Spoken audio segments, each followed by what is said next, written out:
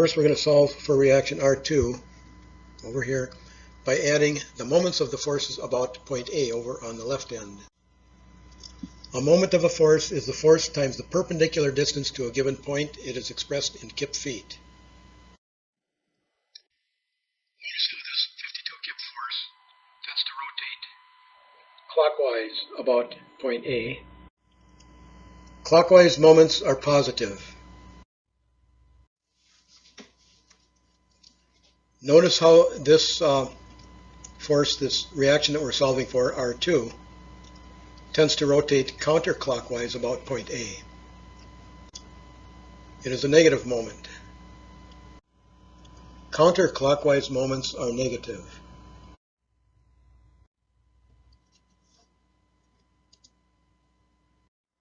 So here's the formula. The formula states that the summation of the moments about point A are equal to 0. So we have this positive 52 kip force rotating about point A. It's positive because it rotates clockwise times its distance, or its lever arm, 16 feet. 52 times 16. Then we have this other force R2 tends to rotate counterclockwise about point A. So it's negative times its lever arm, 40 feet. Let's multiply out the 52 times 16. And we're left with 832 kip feet plus a minus R2 times 40 equals 0. Now you remember from algebra that what you do to one side of the equation you must do to the other. So we want to isolate R2 by itself. Let's add the quantity plus R2 times 40 to both sides of the equation. They cancel out on the left side, and we're left with 832 equals R2 times 40. Now let's divide both sides of the equation by 40. R2 is now equal to 832 divided by 40. We've got R2 by itself. R2 is equal to 20.8 kips. That's the answer for R2. At this point, you can see that if you took the 20.8 from 52, you'd end up with 31.2 kips for R1. But that doesn't work for other loading conditions. Remember that the most prudent method of solving for reaction is to use moment equations. Now let's solve for R1 by taking the moments about point B. Here is the formula. Again, the formula states that the summation of the moments about point B are equal to 0. We have the 52 kip force rotating counterclockwise about point B, which makes it negative, times its distance, or lever arm, perpendicular distance of 24 feet. And to that we add this R1 force, which is rotating clockwise about point B, which makes it positive, times its lever arm, or perpendicular distance, which is 40 feet, equals 0. Let's multiply out the minus 52 times 24. We're left with minus 1,248 kip feet. And the positive R1 times 40 equals 0. Again, we want to isolate R1 by itself. So we'll add a quantity minus R1 times 40 to the left side. It will cancel out on the left. And we're left with minus 1,248 kip feet equals minus R1 times 40. Divide both sides by 40, and we get minus 1,248 divided by a minus 40. Now, when you divide like signs, the answer is positive. Divide the 1,248 by 40, and we're left with R1 equals 31.2 kips. That is the answer for R1. Now let's check. Downward forces, like this 52 kip force, is negative. Upward forces, like the reactions, are positive. If we add the two reactions, 31.2 and 20.8, we get a positive 52. If you add the positive 52 to the minus 52 live load, concentrated load, you get 0. That means the beam is in equilibrium and it doesn't move.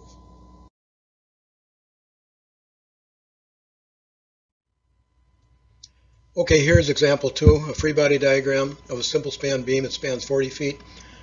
Reaction R1 at the left end going through point A, and reaction R2 at the right end going through point B, and 80 kip concentrated load and a uniformly distributed load of 4 kips per foot. We'll call it a UDL from now on. It's 16 feet long. So how do you calculate the moments of a UDL about a point? Basically, you just convert it to a concentrated load.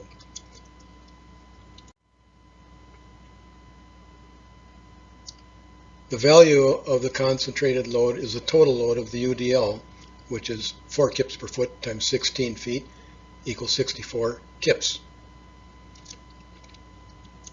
The location is in the midpoint of the UDL. As you can see here, it's 8 feet from either end of the UDL. Now let's get rid of the UDL. This is the concentrated force that replaces the uniformly distributed load, UDL.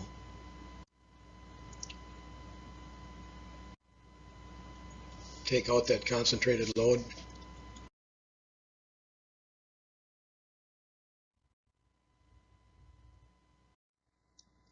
Now let's solve for reaction R2 by adding the moments of the forces about point A.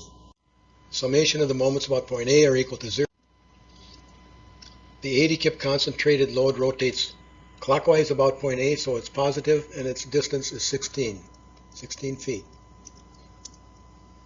The uniformly distributed load also rotates clockwise about point A, so it's positive.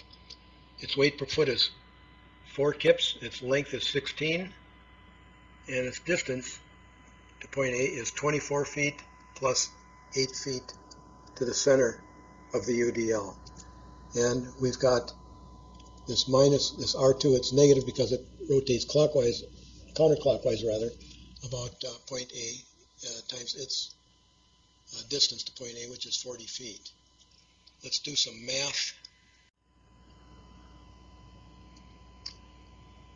We want to isolate minus R2, so let's do some algebra.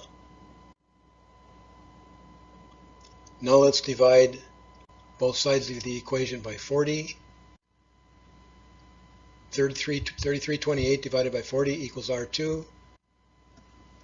Finally, R2 equals 83.2 kips.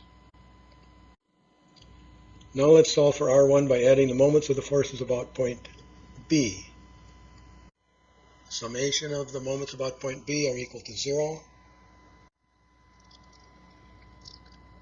The 80 kip concentrated load rotates counterclockwise about point B, so it is negative. Negative 80 times its distance to point B is 24.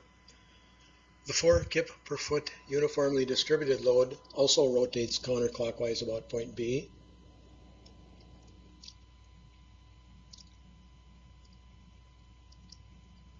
So we have minus 4 kips per foot times its length, 16 feet.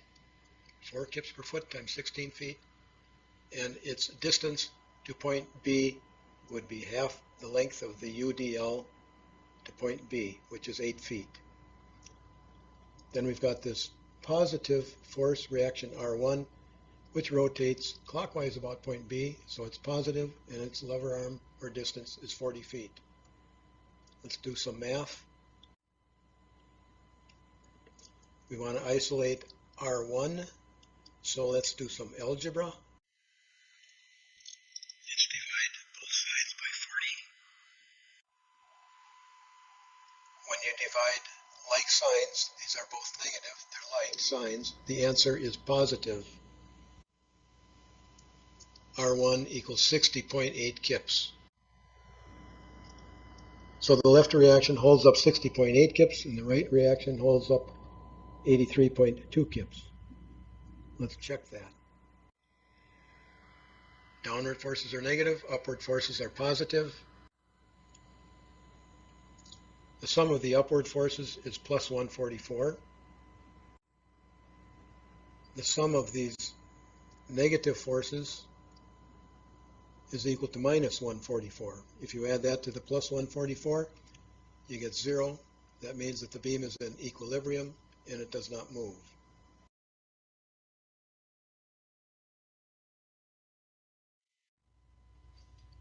Okay, here's example 3. It's a 46-foot long beam, a 5 kip concentrated load at the extreme left end. There's a 16-foot cantilever at the left end.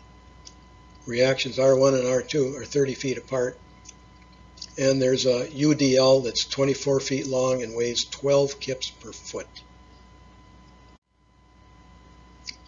Here's a point to remember. When a UDL extends over a support, the UDL must be split into two separate UDLs for calculating positive and negative moments with respect to the support that it runs over. Now let's solve for R2 by taking the moments of the forces about point A. Summation of the moments about point A are equal to 0.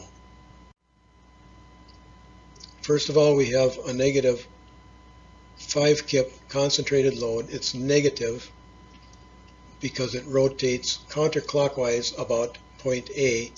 Point A now is over the left reaction. The distance of this force to point A is 16 feet. So we have minus 5 times 16. Now let's take the left portion of the UDL, which rotates counterclockwise about point A. So it's negative. Negative 12. The 12 comes from the kips per foot. 12 kips per foot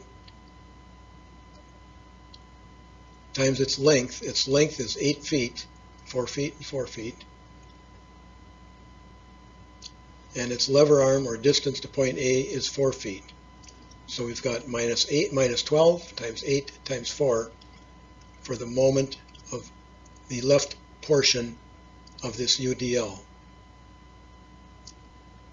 Now we've got the right-hand portion of this UDL, which is going to rotate clockwise about point A. So we've got a plus 12. The 12 is the 12 kips per foot. The 16 is the length of the right portion of the UDL. 8 plus 8 is 16. And its distance to point A is from the center of this portion of the UDL times the distance, 8 feet, to point A. Finally, we have reaction R2, which is negative because it rotates counterclockwise about point A times its distance to point A, which is 30 feet. Now let's do some math.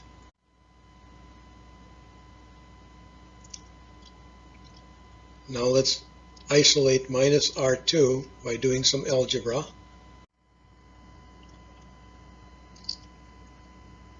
We sum up all these positive and negative forces and we get 1072 kip feet equals R2 times 30. Next, divide both sides by 30. We divided both sides of the equation by 30. We've got 1072 divided by 30 equals R2. R2 equals 35.73 kips.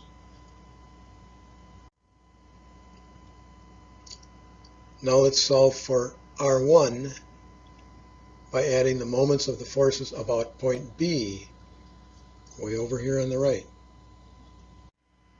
Sum of the moments about point B are equal to 0. Again, we've got this 5 kip load. It's minus because it rotates counterclockwise about point B. And its distance to point B is 46 feet. Next, we have the UDL, which is 12 kips per foot. It's negative because the entire UDL rotates counterclockwise about point B.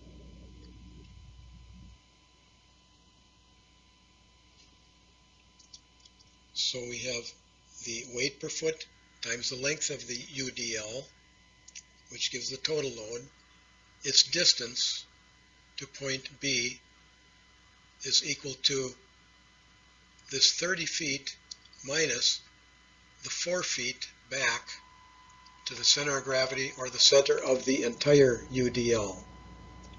30 feet minus 4 feet equals 26 feet.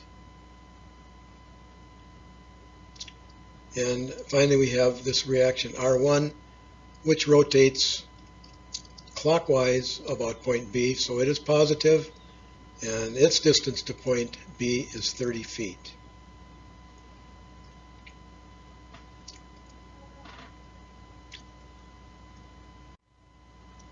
Let's do some math. Now let's isolate R1 by algebra. And we get minus 7,718 kip feet equals minus R1 times 30. Let's divide both sides by 30. Now let's divide the 7718 by 30, remembering that we have like signs, so the answer will be positive. R1 equals 257.27 kips. Let's check this out.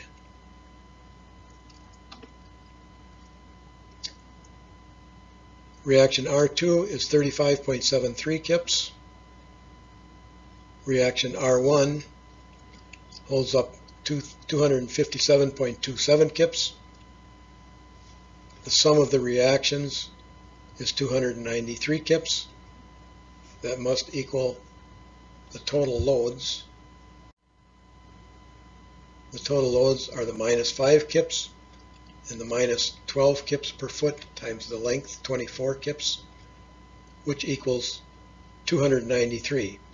It's negative. If we add the 293 to the minus 293, you get 0, which means that the beam is in equilibrium and it doesn't move.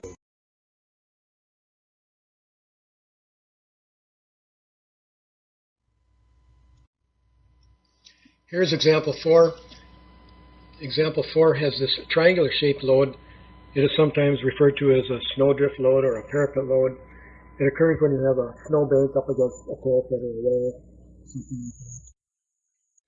We want to convert this triangular shaped load to a concentrated load at its center of gravity. The horizontal position of the center of gravity of a triangular shaped load is at a point 1/3 of the base length from the vertical leg of the triangle. The base is 15 feet, 1/3 of 15 is 5 feet. That concentrated load would be 5 feet from the left end of the triangle. The total load of the triangle is 1/2 of a rectangular load with the same horizontal and vertical dimensions.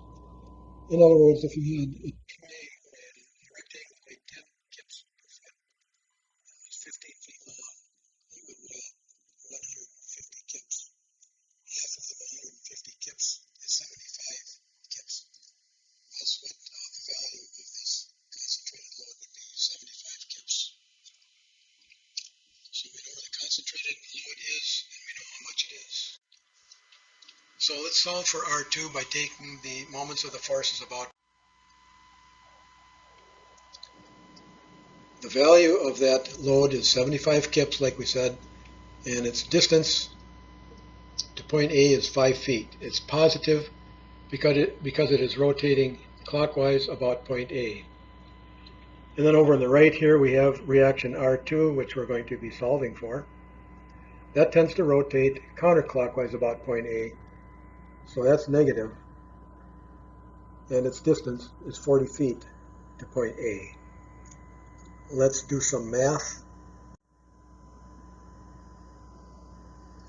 Now we want to isolate R2, so let's do some algebra.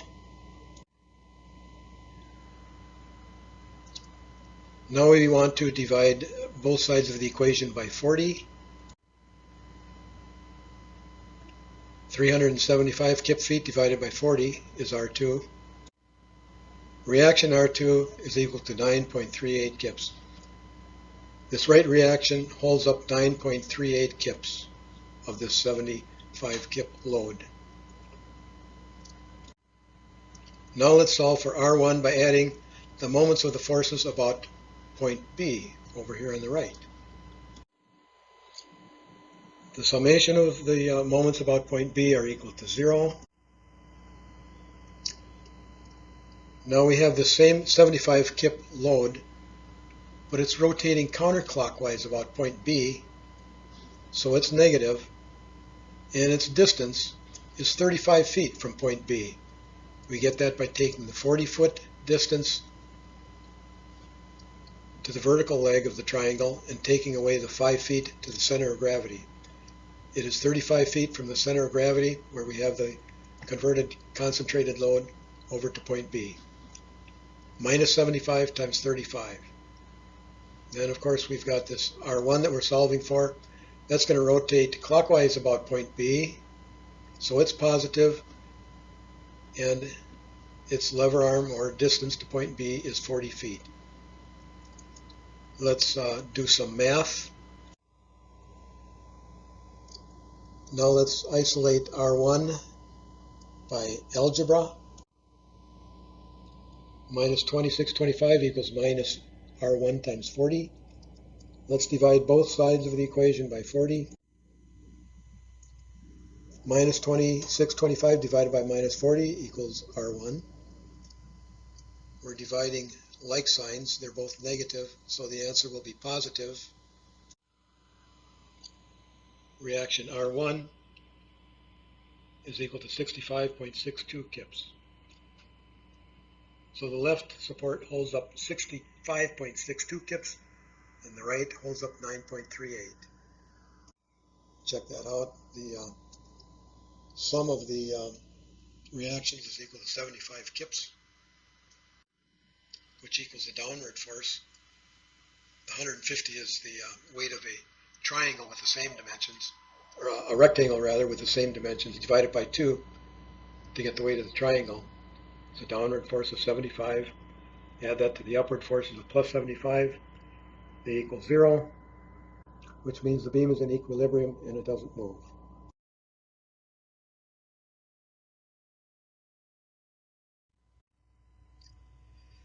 Example 5, free body diagram of a 48-foot long beam, 8-foot cantilever on the left end, 10-foot cantilever on the right end, 30 feet between the reactions. We've got 3 concentrated loads, a 60 kip load at the extreme left end, a 20 kip load directly over reaction R2, and a 14 kip load at the extreme right end. Let's solve for reaction R2 by adding the moments of the forces about point A, which are equal to 0. The 60 kip concentrated load rotates counterclockwise about point A, so it is negative, minus 60 times its distance, 8 feet. The 20 kip load rotates clockwise about point A, so it is positive, times its lever arm, which is 30 feet. The 14 kip load also rotates clockwise about point A, so it is positive, and its distance is 30 plus 10 is 40 feet to point A. Reaction R2 rotates counterclockwise about point A, so it's negative, and its distance to point A is 30 feet. Let's do some math. Now we want to isolate R2, so let's do some more math and some algebra. The net value of the summation of these is a positive 680 kip feet. We want to get R2 by itself, so we divide both sides by 30. 680 kip feet divided by 30 equals R2. R2 is equal to 22.67 kips. Now let's solve for R1 by adding the moments of the forces about point B. The summation of the moments about point B are equal to 0. we've got this 60 kip concentrated load rotating counterclockwise about point B, and its distance is this 8 plus 30. It's 38 feet from the concentrated load to point B. And it's counterclockwise about point B, so it's negative 60 times 38. Now this 20 kip load, which is directly over point B, means that there is no moment. 20 times no distance is 0. I just put it in here for illustrative purposes. You don't really have to. You can cross it out or discount it. And we've got this 14 kip load, which also rotates clockwise about point B, and its distance to point B is 10 feet. So positive 14 times 10 feet. And finally, we've got reaction R1 rotating clockwise about point B, so it's positive, and its distance to point B, or its lever arm, is 30 feet. Let's do some math. Minus 60 times 38 is minus 2280. This is discounted.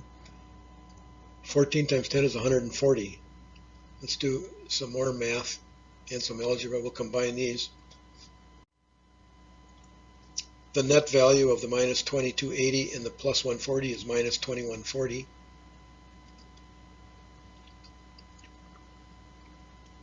Now let's divide both sides by 30.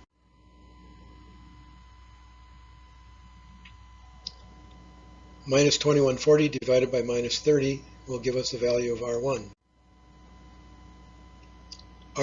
Reaction R1 holds up 71.33 kips. Reaction R2 holds up 22.67 kips. Let's check those values. The sum of these reactions, 71.33 and 22.67, equals 94 kips. Upward forces are positive, and they equal the downward forces. 60, 20, and 14 equals minus 94. Minus 94 and plus 94 equals 0, which means the beam is in equilibrium and it doesn't move.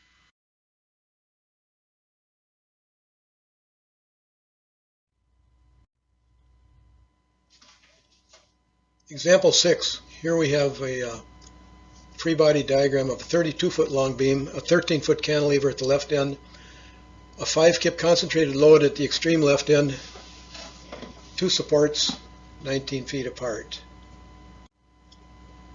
Let's solve for R2 by adding the moments of the forces about point A. Summation of the moments about point A are equal to 0.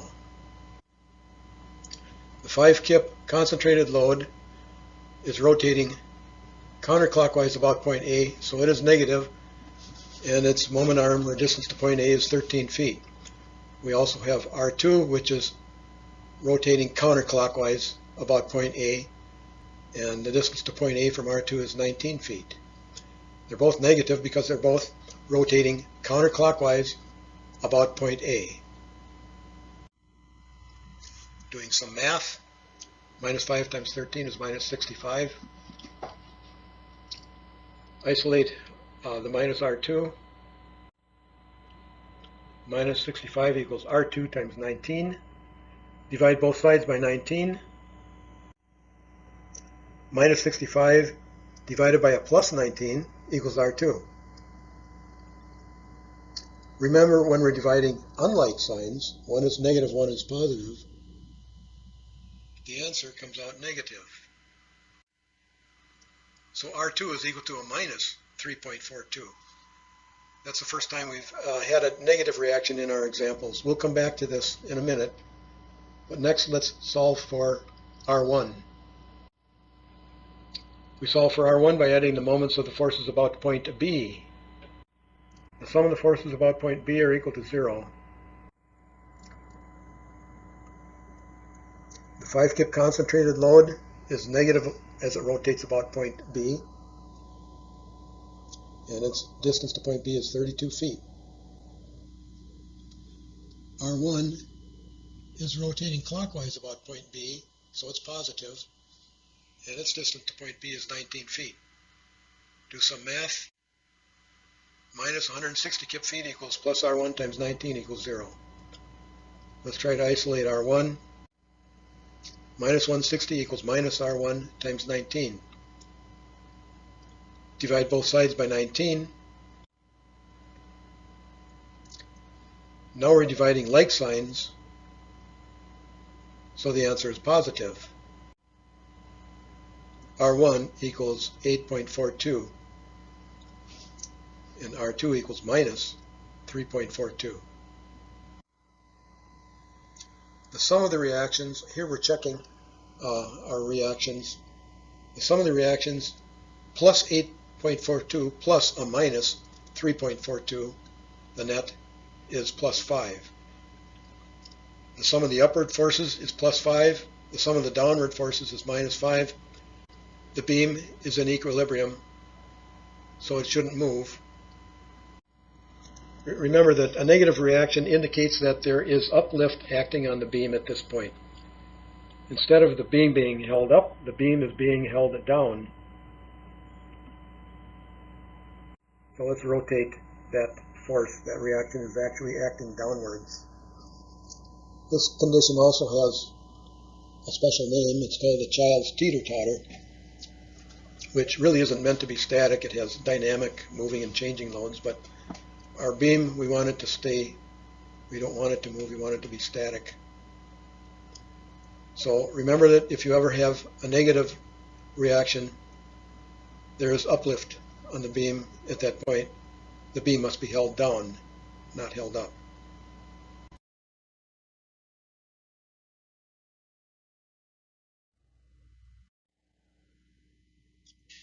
Example 7. Here's a free body diagram of a derrick on a loading dock or a roof.